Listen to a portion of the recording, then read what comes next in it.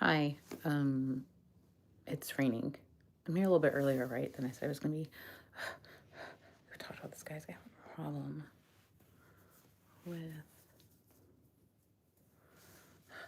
the lines of my shoulders not staying where they're supposed to. Hi, hello. It's raining outside. Hopefully you guys can hear it. I thought about going into the car and then being in the rain so we can be in the rain together.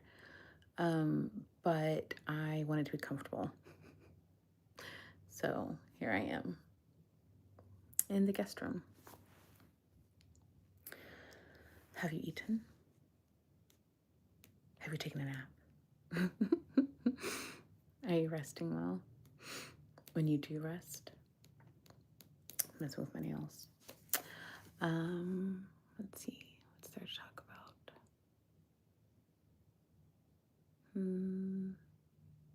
I don't know. I think the rain's making me feel sleepy. Yeah. I don't know what else there to talk about. What else is there to talk about? Pardon me. Thank you for being here with me. I was trying to find a quiz to do really quickly. 5:51 p.m. tomorrow. Nothing's going to happen. Once upon a time, something happened. 5:51 p.m. tomorrow.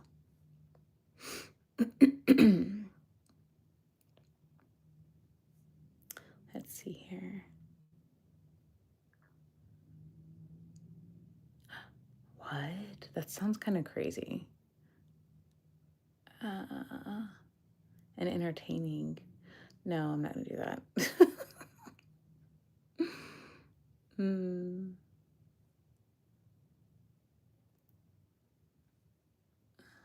Let's see here.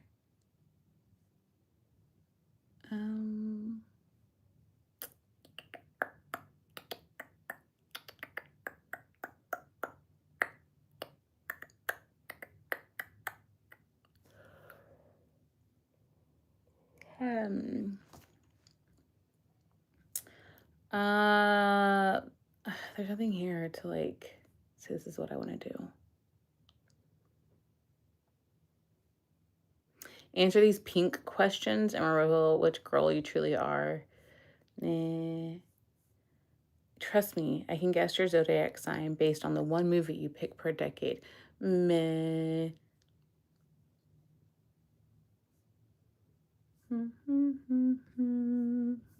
Oh, okay. That's the end of the line. I don't know.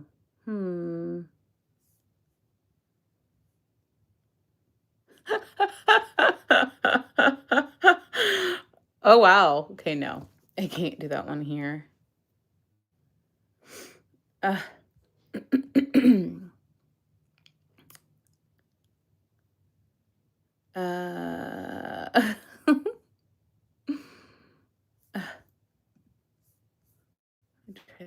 Is that what I picked?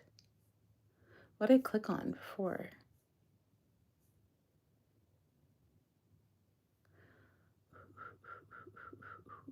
I think I'm right. This is the one I picked before.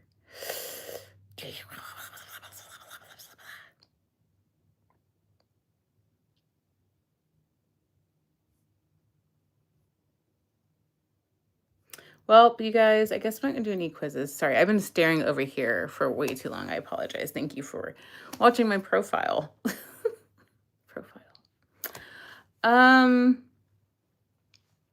Well,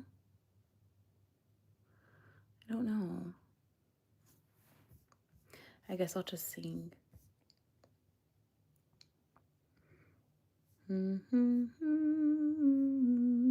It's been 7 minutes. I want to do a quiz.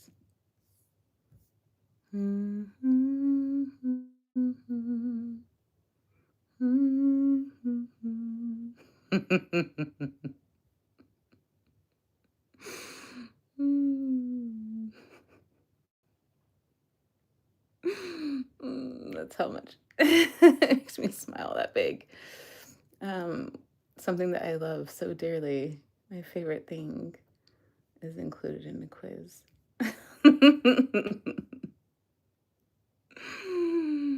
Mm, okay. Um, hmm.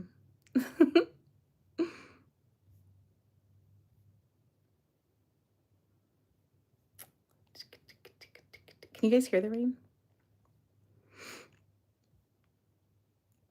Which rodent I am? Sure, fine, let's do this one. Eat a five-course meal and I'll reveal which rodent you are. Pick a drink.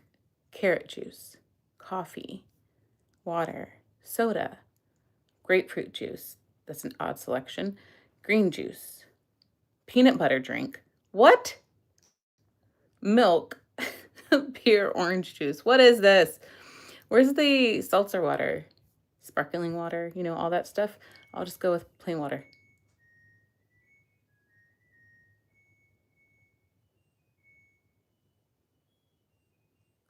Oh, they all have the same chime. That's really loud. Pick an appetizer. Burnt wiener.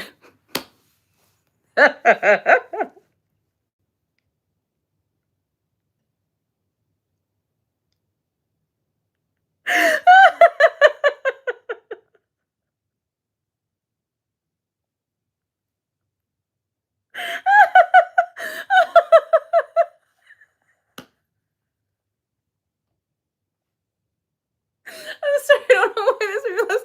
The picture's ridiculous. Okay. My mom loves a burnt hot dog, though. Someone might pick that. What is it? Why is it an option? Okay. As an appetizer. All right. The next thing is an orange. Carrots, nut seeds. What kind of thing is this? Okay, pick an appetizer. What? It's the most ridiculous options.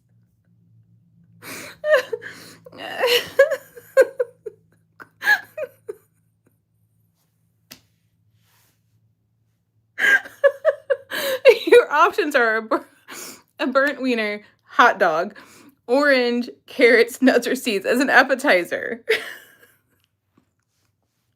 Okay. Uh, Fine. Carrots. Now, who made this? I'm gonna fight you for the most ridiculous choices. Not really, you guys. I'm being sarcastic. Main course: popcorn, orange chicken, salad, pizza, corn dog. That corn dog looks weird. This is the main course popcorn. Okay. I'll go with salad. Lastly, pick a dessert. Oh, dang. Who made this? Oh my god. You're funny. I might love you. Oh my gosh.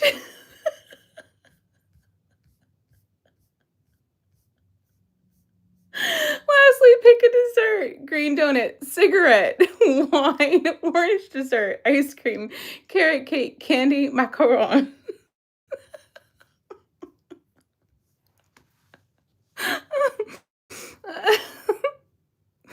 Oh my gosh. And it's a green. I'm sorry. They literally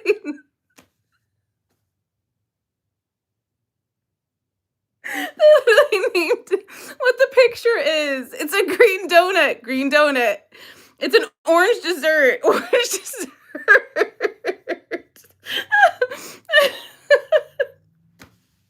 Okay. It's a cigarette on a ledge.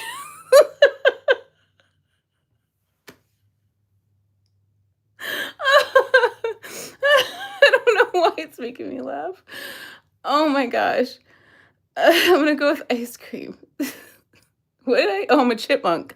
You know, you're a tiny little guy, and you love to sing. Lots of people mistake you for a squirrel. You also want to start a boy band, and you have lots of siblings.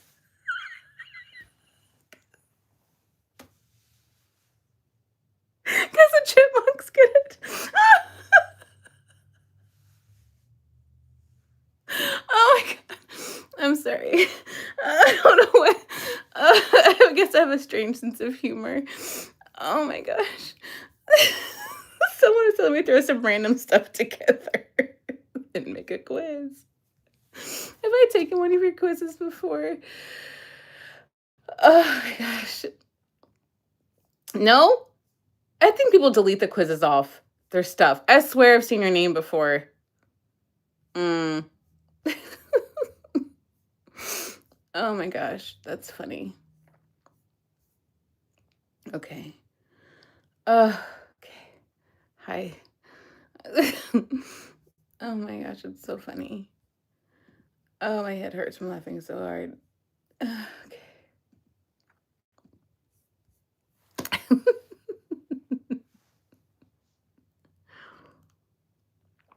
Okay. All right. Uh, okay.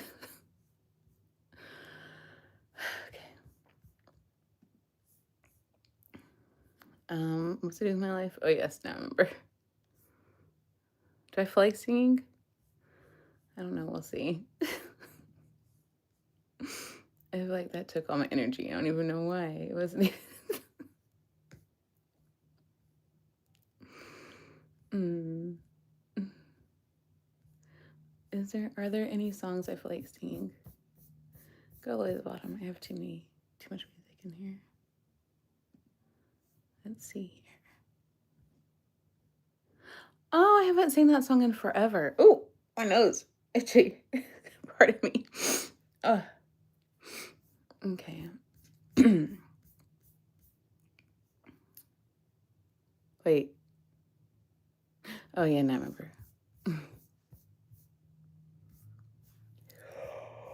Oh yeah. Pardon me.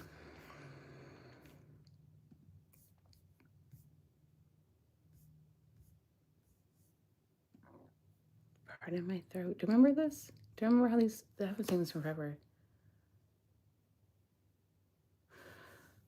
Uh, maybe. Do I feel like singing this song? So much beauty to discover.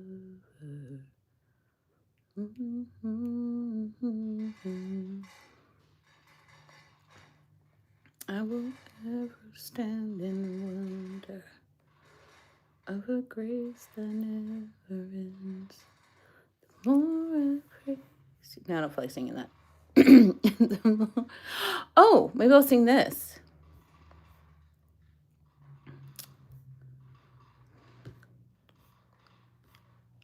Do I feel like doing that? Hmm. Hmm. Hmm. Hmm. Oh, it's tickling my lips. Hmm.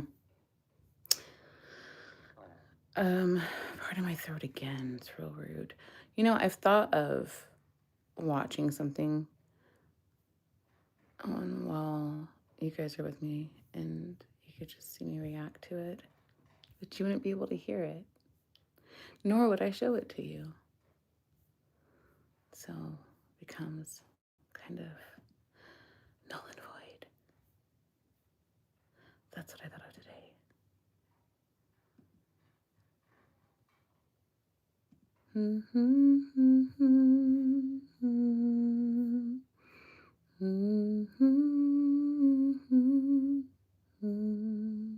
Should I just start reading? I really like singing with you.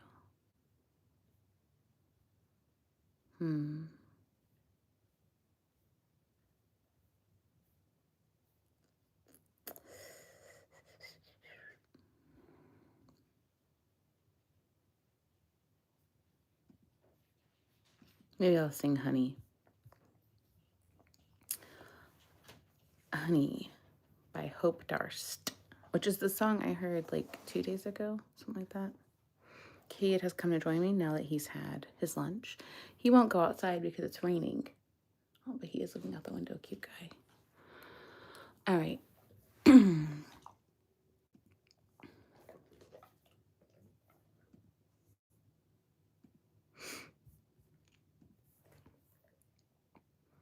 Oh, okay. I don't feel like singing that either. I don't feel like singing hi, guys. Maybe I'll just start reading. Maybe I'll just sing it and without the backing, so I can sing it in my so I can sing it in my own. Okay. Do I remember how it goes? Beloved, closest friend, when it comes to you, oh, where do I begin? My refuge, my defense, I'll be singing songs about you till the end. Hi, hi, hi, hi. Okay. Hi. You can go lay down, please. Your breath stinks, dude. Back up. Okay.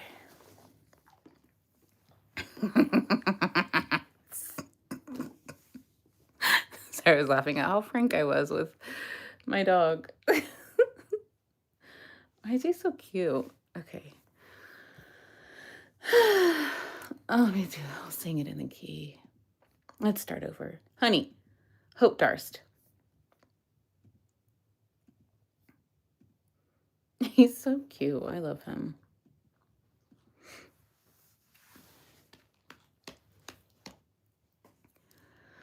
Beloved, closest friend, when it comes to you.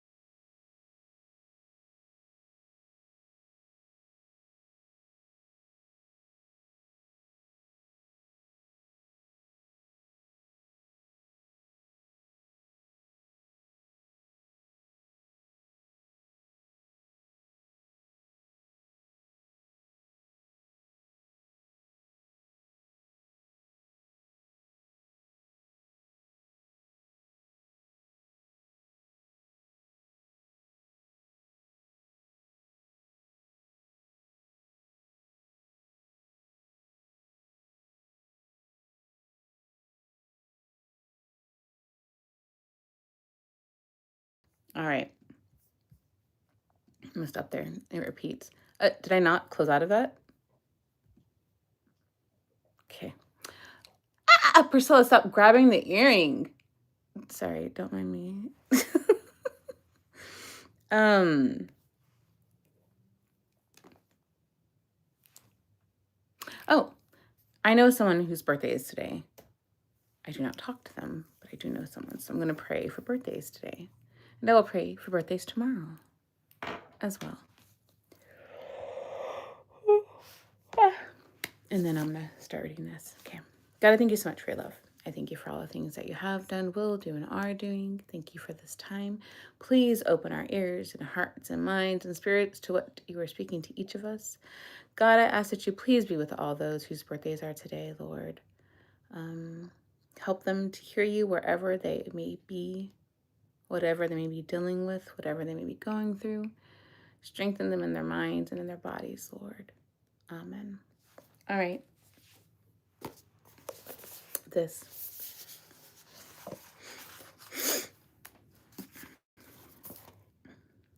A Centering Practice for Prayer by Sarah Bessey.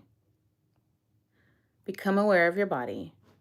Sit in a way that is comfortable for you, a position that will allow you to take a deep breath. Close your eyes. Bring to your mind and body a word or image that is meaningful to you, one that reminds you of God's faithfulness and presence and your own belovedness.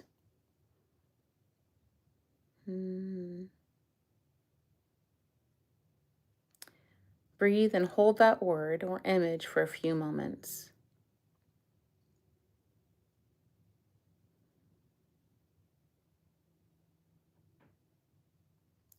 Then imagine a room or a place where you feel safe, your own sanctuary. It can be a real place or one that exists in your imagination. Imagine yourself in that sanctuary. Imagine the way the air smells and the way the light feels. Speak the name of God in that place.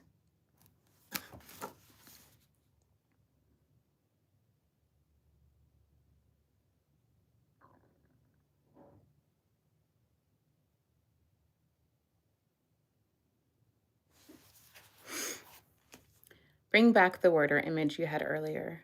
Breathe and hold that word or image in your sanctuary space. Ooh.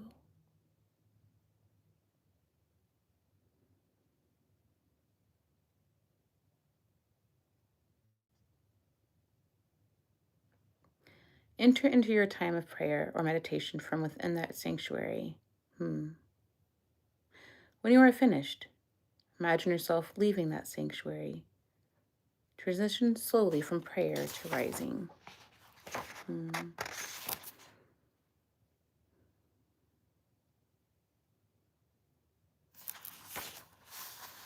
I thought of something or a place I actually wrote about. A picture that I have.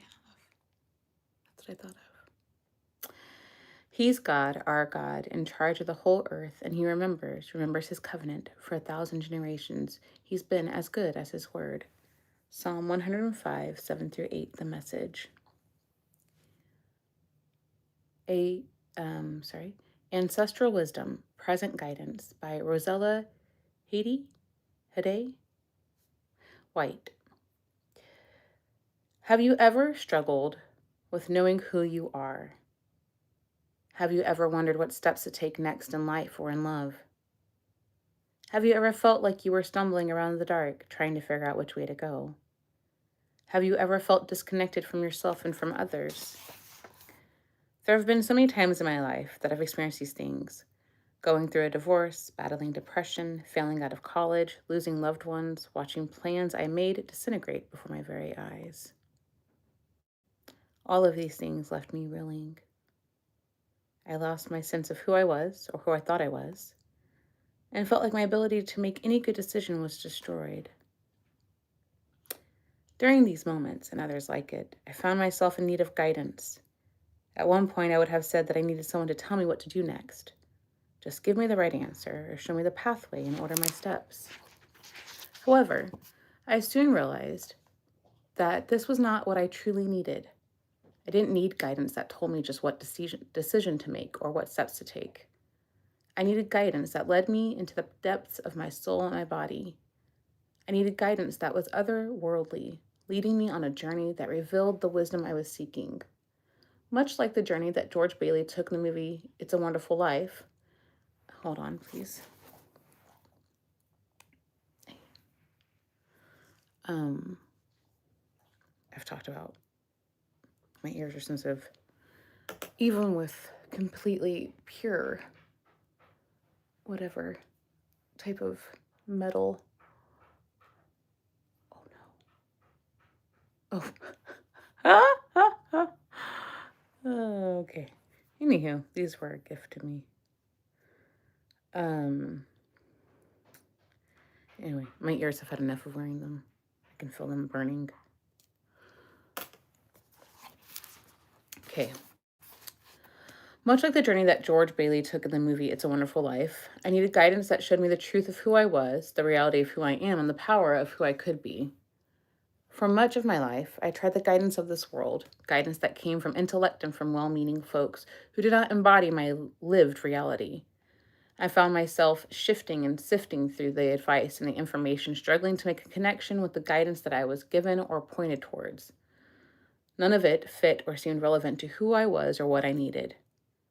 I came to understand that the guidance I was seeking was one tapped into the spirits of my ancestors, guidance that flowed from the women who came before me, black and brown women who were descendants of the Atlantic slave trade, women whose bodies ended up in the Caribbean and on the southeastern shores of what came to be known as the United States of America, women who faced every form of violence against their minds, hearts, bodies, and souls, women who understood that life was more than what the eye could see, women who refused to believe that their identities, experiences, and bodies were less than human, less than love, less than divine. I needed and am continually in need of guidance that flows out of the embodied experiences of these women, guidance that taps into supernatural energy and reminds me of the power, wisdom, and love that are imprinted in the code of my DNA. This world would have us believe that guidance and wisdom are rooted in intellect and mind. However, our ancestral stories, if we take the time to listen and learn from them, show us that guidance and wisdom are rooted in our bodies, in our hearts and guts and limbs. This guidance is encoded in every nook and cranny of our physical beings and wants to make its way into our beliefs and behaviors.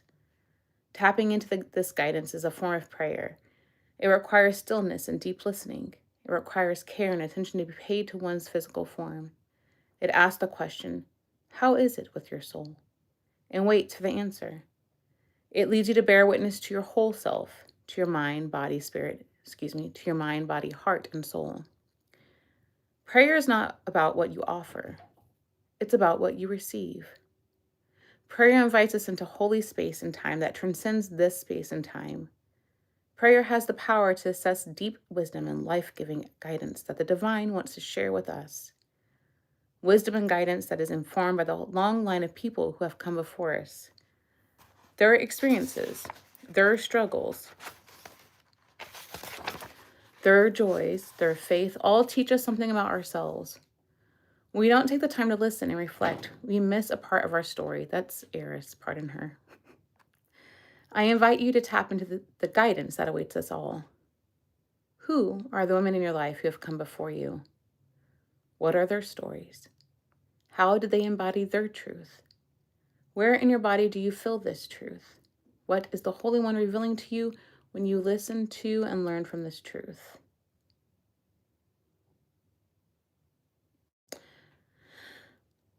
Let me finish.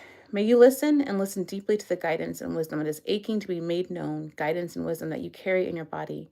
May this guidance and wisdom remind you of who and whose you are. May this guidance and wisdom reveal that you are not alone. Hede. Rosella Hede, maybe, because it has the accent. White is a public theologian, spiritual life coach, leadership consultant, inspirational speaker, and writer focused on nurturing life-giving and justice-seeking love in this world. She engages in issues of faith, justice, self-awareness, and love, mental illness, and the radical and transformative love of God as embodied in the person of Jesus. Known as the Love Big Coach, she is the owner of RHW Consulting and believes that everyone is gifted and has the power to transform themselves, their communities, and the world. Eris, stop that. Their communities and the world when, when they take seriously their healing. ¿Qué te dice? What'd I say? Stop. You know, I don't know about you, sometimes my cat looks at me like she's gonna fight me. I'll fight her back. She's eating. I have a fake plane in here.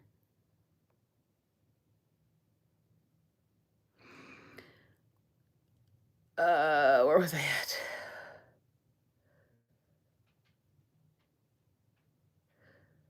Okay. Anyway, moving on. I've thought of the people that come before me often. One, because of who I am, and I grew up in a very spiritual household and community. Also, there were practices that were mixed in with Christianity. That's the history that I come from. And until, well, no, sorry. I mean, it was not mixed in with Christianity. There were practices that were kept and held and done prior to my both my grandmothers becoming Christian. And I think my paternal grandmother even after she became a Christian. Anywho, I don't even know if she was a Christian. She passed away in 1994.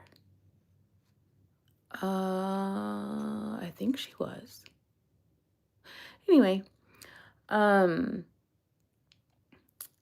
and because I'm aware, I've known who I am from a very young age. Um, I, yeah, I don't know. I just guess I've always understood who they were. And same with like, that's Kate's stomach. Same with like any of my aunts and all that. I knew who they were. I knew the struggles they went through. So this is something I've already contemplated before. Something that's interesting is that I am second generation American. My mom was the first. Same with my biological father. First. Yeah. My grandparents on both sides. I guess my maternal grandfather, if you want to, he was from before Texas was a state. His family was there. Anyway, the pets are distracting me.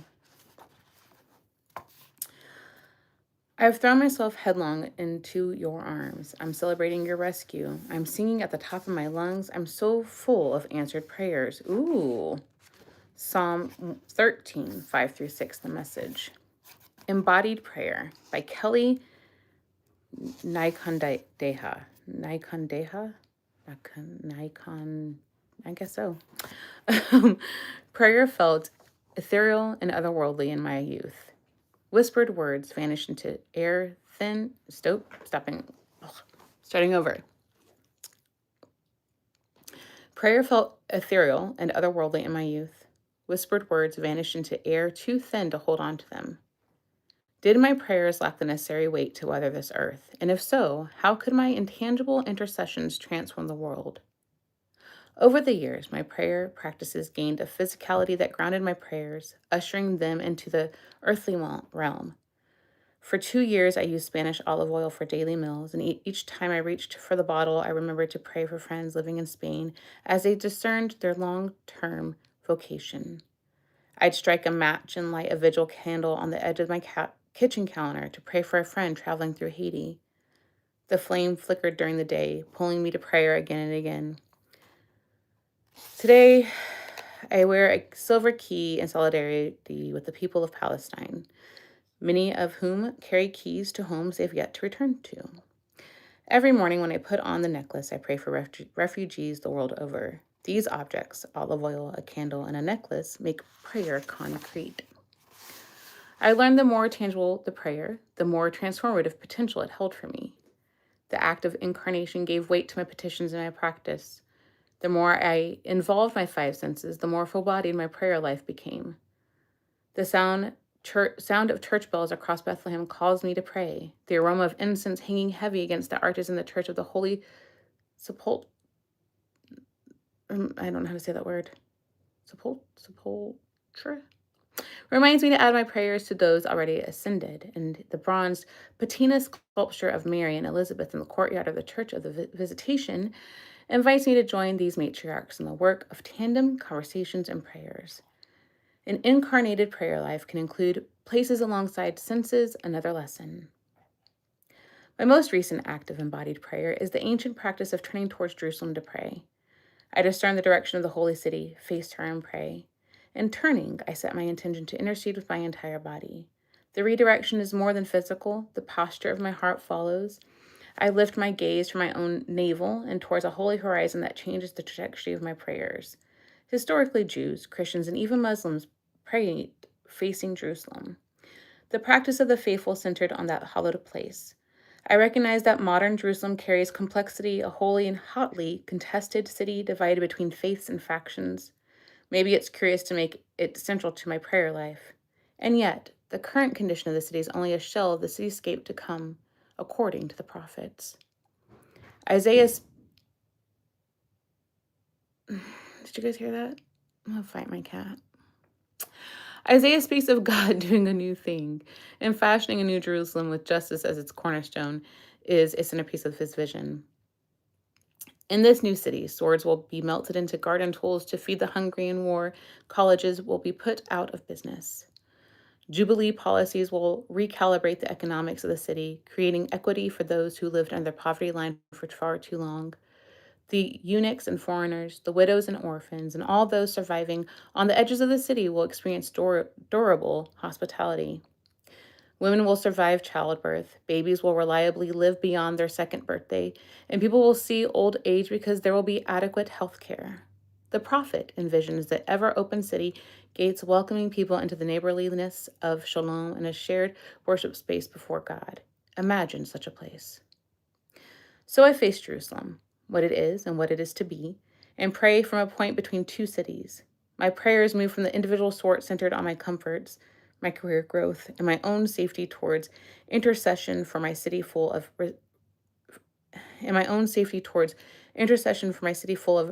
resettled refugees and immigrants who, together with me, seek a collective wholeness where we are all safe, fed, and free. I pray with transformation in view for others who live at the mercy of unjust systems and without adequate resources. And then I pray for myself as part of those larger arcs towards justice.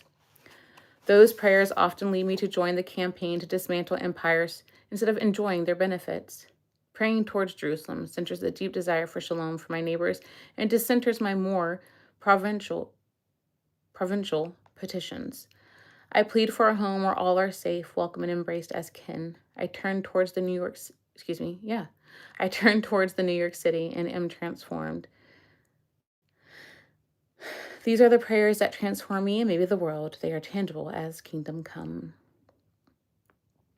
Kelly Naikundeha is a liberation theologian, writer, and community development practitioner. She lives between Burundi and the United States. She adopted The Sacrament of Belonging in a Fractured World and Defiant, What the Women of Exodus Teach Us About Freedom. Instructions for an Evening of Your Life by Sarah Bessey. Find a bit of water to look at. It doesn't have to be much. Maybe a pond, a river, a creek, a lake. If you're really lucky, find the ocean. But go there alone at sunset. I know it seems indulgent and impossible. That's because it is.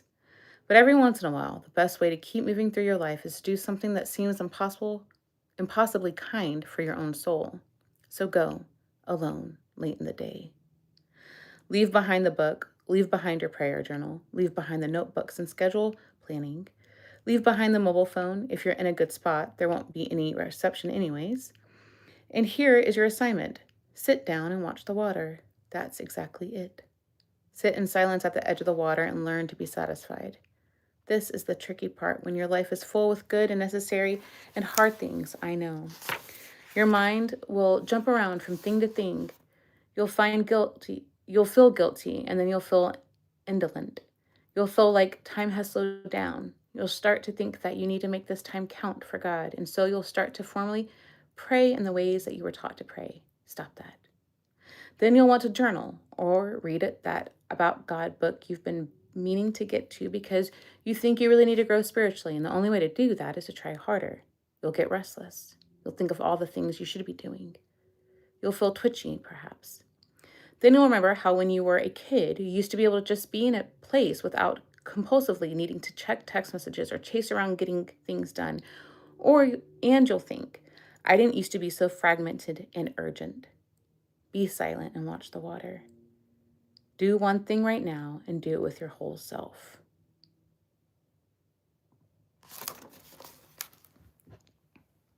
I have water right here. I have a pond, you guys have gone to that. And I can even hear the rushing of like the fountain that's there. But this is water.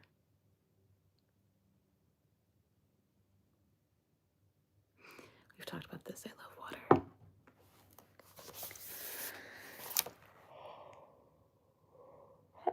Where was I at? Prayer will come. It just might look a bit different than you expect. Rest will come to your mind. You have to wait for it in patience. This isn't the province of multitaskers. The middle distance of your mind will rise up and envelop you in an exhalation just as the sun begins to move towards the horizon. You'll start to notice life as it is happening in that moment, and this might begin to feel in your body like poetry is meant to sound. A fish will fly up out of the water and return, leaving only a ring of circles going further and further out to every shore. You'll see a bird and try to figure out what kind it is. A heron? Look at that elegant neck, swooping down low over the water, heading for the reeds. You'll see dragonflies swooping in after a few times. You won't duck and cringe anymore. You'll watch the clouds drift and the water move and the sun sink, and your soul will begin to stretch out into the space left open. This is not only what you need, this is what you want, what you desire.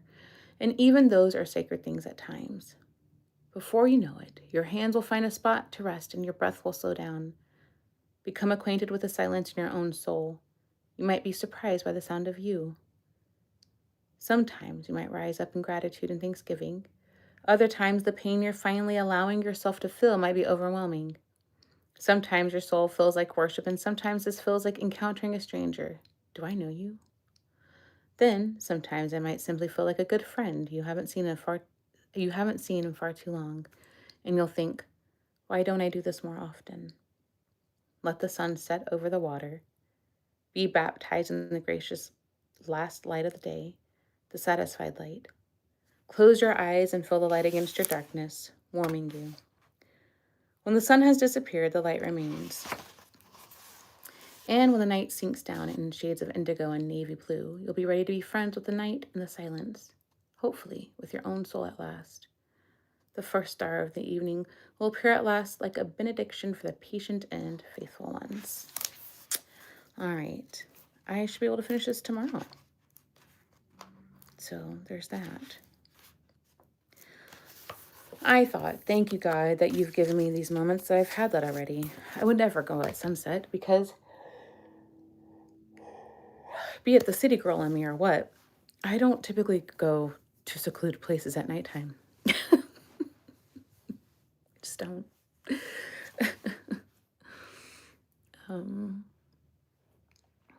Yeah.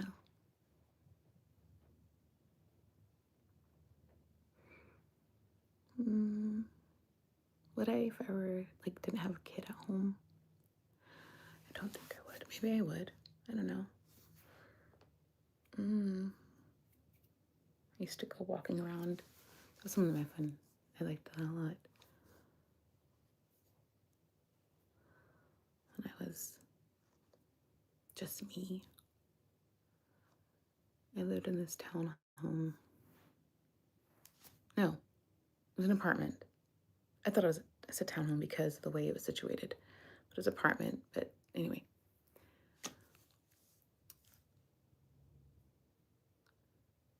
And I would go walking with Bailey. And then one time, this person and I was very innocent until it wasn't. And then it got convoluted. Anyway, I'm thankful for the